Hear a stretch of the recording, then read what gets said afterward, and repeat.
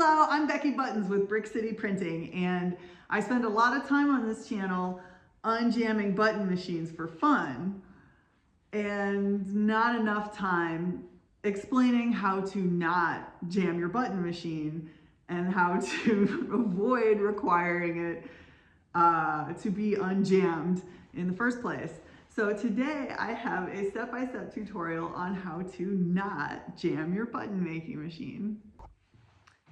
Step 1, take your ADHD meds, get your glasses, find your Zen, get ready.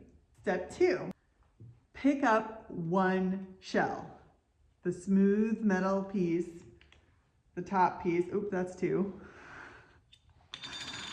Only pick up one of these, you only need one. They can come tightly packed together sometimes, so here's some techniques for making sure that you only have one. Drop them on the table. Spread them out. Give them a little bounce. Just make sure you only have one.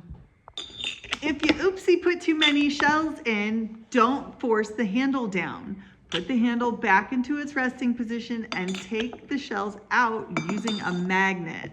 I like to keep one on the side of my machine.